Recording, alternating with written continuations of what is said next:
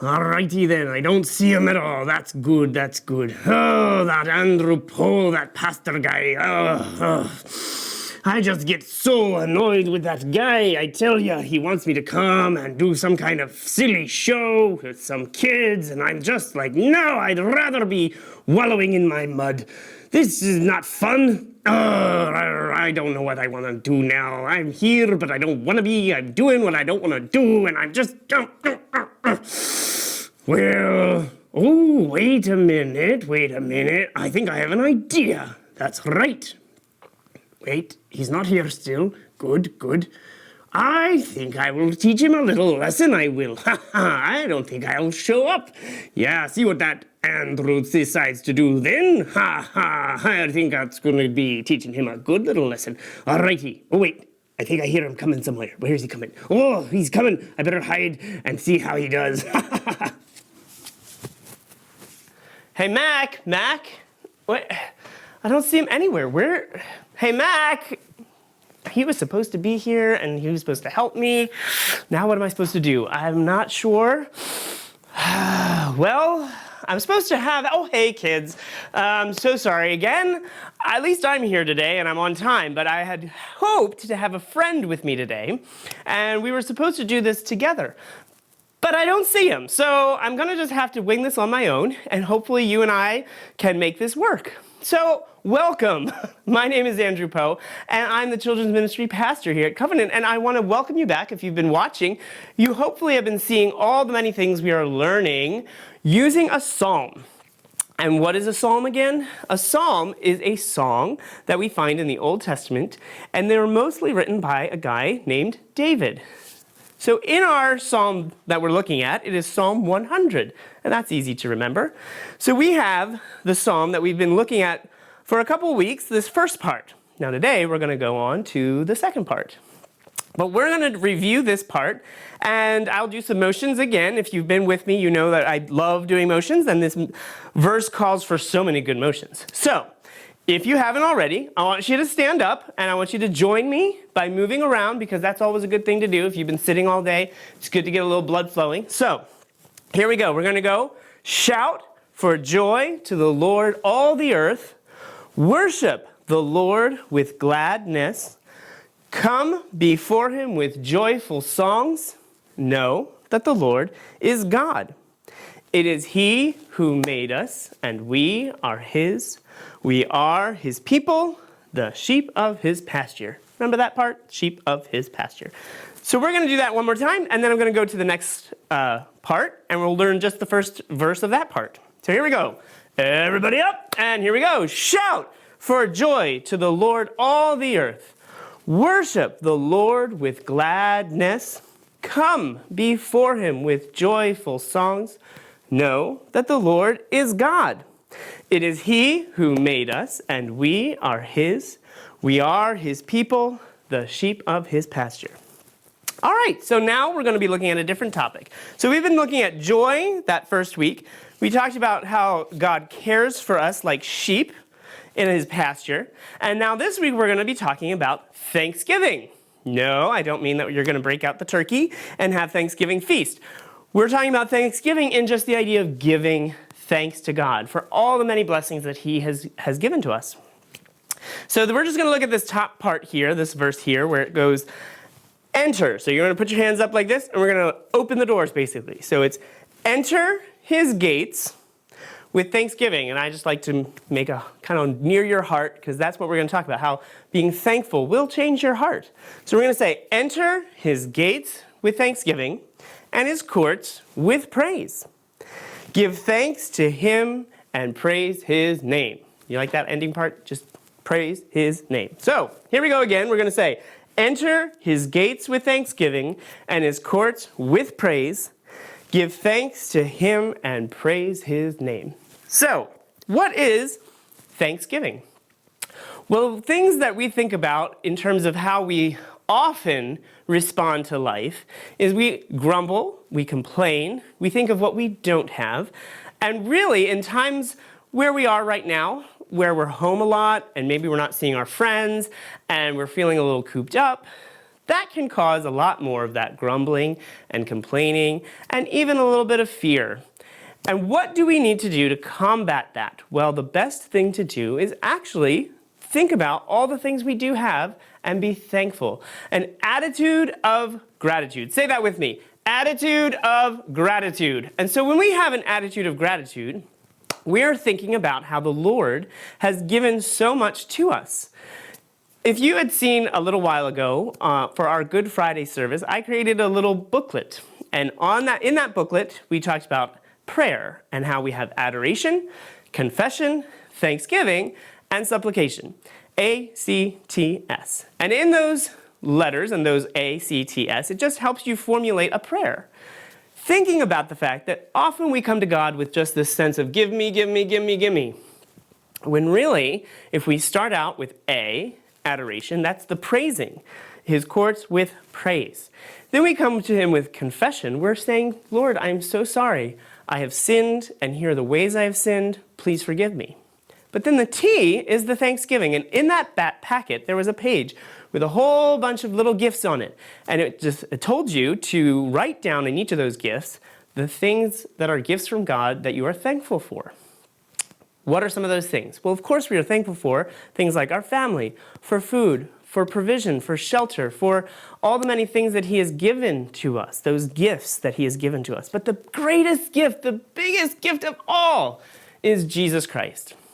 And so when we stop and think about that, how Jesus came to earth to die for our sins, and then he rose again, defeating sin and death once and for all, that should be like mind-blowing, and we should be so grateful and thankful for that. And when we are thankful for things like that, everything else starts to fall in place. And in fact, things like complaining, anxiety, all those things that want to take away our joy actually start disappearing, and our hearts begin to change. So what I want you to do is, if you have that page, that would be awesome. You can use that page, but just grab a piece of paper, and I want you to either draw some pictures or write it down, a whole bunch of things that you can be thankful for today. So that can be, again, your mom, your dad, your siblings, your pets, your house. But then also think further and bigger.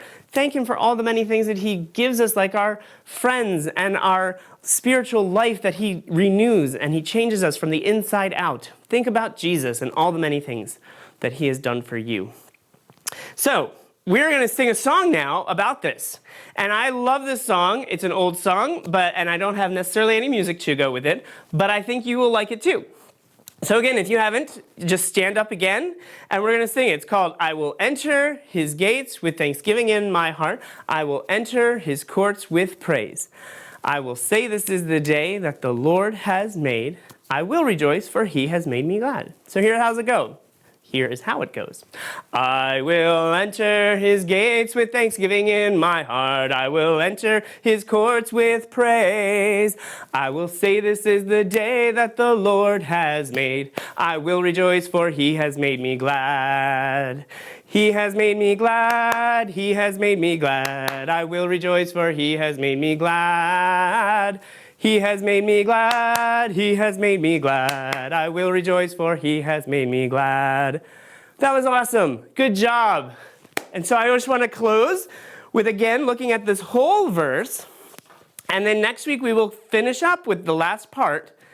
And just remember the big words that we've been talking about, how joy and then care, how he cares for us. And today was Thanksgiving. Next week we're going to be looking at the word love. So here we go, one more time. Shout for joy to the Lord, all the earth. Worship the Lord with gladness. Come before him with joyful songs. Know that the Lord is God. It is he who made us, and we are his. We are his people, the sheep of his pasture. Enter his gates with thanksgiving and his courts with praise. Give thanks to him and praise his name. Awesome. Well, hey, if you happen to see my friend, Mac, tell him that he missed out. It was a really fun time being with you again. And hopefully, I will see you next week, and we will have an awesome time. Oh, that reminds me. One last thing before I go. I was just thinking the other day how last week we talked all about basically Jesus being the good shepherd and how the good shepherd will leave the 99 sheep and go looking for that one last sheep who is lost. And so that got me thinking, what would be a fun idea for us to do as a community that would be like that, going and looking for things? Well, I thought it would be awesome to do a scavenger hunt. That's right, I said it, a scavenger hunt. So what does that mean? How do we do that when we are all basically stuck at home? Well, here's how it will work. I will put up a list of things that you will look for, or things that you could do, or create, or pictures you could take with your family.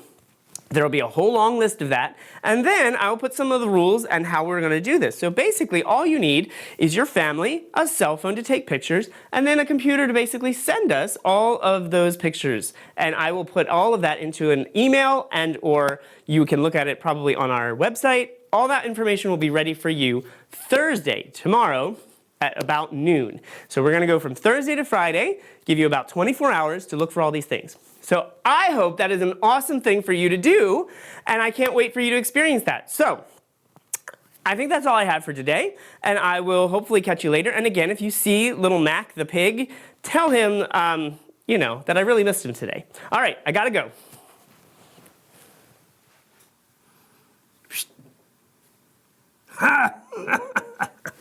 I think I did it. Oh, that is so funny.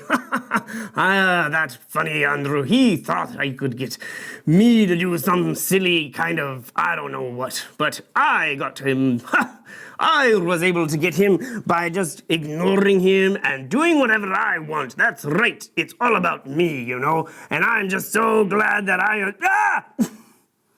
Who are you? Oh, Humphrey. Yes. Oy vey, you know what, Mr. Mac? Oh, what's your name, Mac? Oh, it's McGrath, but you can call me Mac. Well, Mac, look here. I was just listening to you, you woke me up from my nap again. And I was just listening to how you were complaining and grumbling and making a big old fuss about all that you wanted to do and not do. And well, I just thought I had to come here and maybe give you a little smack on the head or something. Hey, what are you talking about? I just want to do what I want to do, and I just want to, it just makes me upset when other people tell me what I have to do, like that Andrew Poe, Well, weren't you just listening to him? He was just talking about the way that we need to change our hearts and how we can combat that idea of being so ungrateful or complaining. Oh, I was listening a little bit, but I was actually enjoying my mud puddle back there. Yeah, so I saw. It's a little stinky, Oh, well, good mud is, But you just need to listen. You see, what Mr. Andrew was saying was that be a person of thankfulness, and then your heart will start to change. But you don't understand. I'm just sick and tired of all the things that I have to do, and I just want to complain about it all. Well, you see, that's what I'm trying to talk to you about. Being thankful means that you are seeing all that you do have and not the things that you don't have. And so if you start thinking and listing and writing things down, maybe you could use your mud. Write that down in your mud, And then you could think about all of the things that God has given you. Your heart will start to change. Really? I can guarantee it. In fact, being thankful is to show that Jesus is changing your heart for the first time, and then because of that, being thankful will change your heart, and it'll be a big circle. You know what I'm saying? Well, not really, but I understand that being thankful means to see things that I do have and recognize Jesus and say, I am grateful for all he has done for me. And then I start to change. Is that about right there, Camel Boy? Well, that's about it.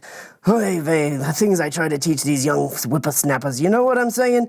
I'm going back to take a nap. But the one thing I want to leave you with, Piggy, is that you need to be thankful. All right, I'm out of here.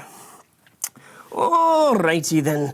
I think that's what I need to do. Oh, you know what? I need to go and apologize to that Pastor Andrew. Oh, where did he go? I need to say I'm sorry, and then to tell him how thankful I was to be asked to be part of this, and then maybe I can come back someday. Alrighty then. Andrew, where did he go? Pastor boy, where are you? Alright, oh, maybe it's this way. Or maybe that way. Oh, there we go.